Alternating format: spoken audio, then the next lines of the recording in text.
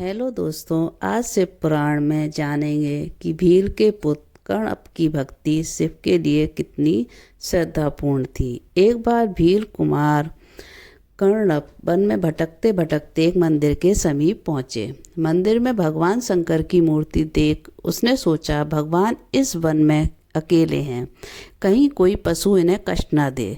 शाम हो गई थी। कर्णप धनुष पर बाण चढ़ाकर मंदिर के द्वार पर पहरा देने लगे।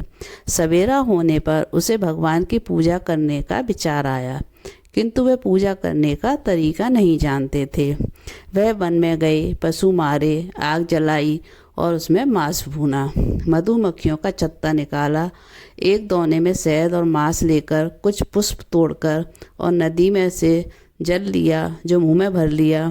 मूर्ति पर पड़े पत्तों को पैर से हटाया, मुंह से ही मूर्ति पर जल चढ़ाया, फूल चढ़ाए और मांस व शहद प्रसाद के रूप में रख दिया। उस मंदिर में रोज सुबह एक ब्राह्मण पूजा करने आता था। मंदिर में नित्य मांस के टुकड़े देखकर ब्राह्मण दुखी होता। एक दिन वह छिपकर ये देखने बैठा कि यहाँ कौन आता है।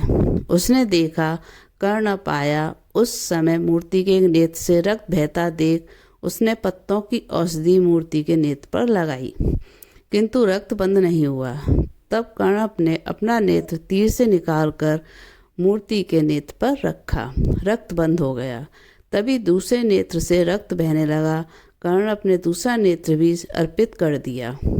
तभी शंकर जी प्रकट हुए और कर्णप को हृदय से लगाते हुए उसकी नेत्र ज्योति लौटा दी और ब्राह्मण से कहा, मुझे पूजा पद्धति से नहीं, श्रद्धापूर्ण भाव से ही प्रिय है। इसलिए कहते हैं कि ईश्वर पूर्ण समर्पण के साथ किए गए स्मरण मात्र से ही प्रसन्न हो जाते हैं और अपने आशीर्वाद से भक्तों का जीवन बदल देते हैं। जय शिव शंकर भोलेनाथ।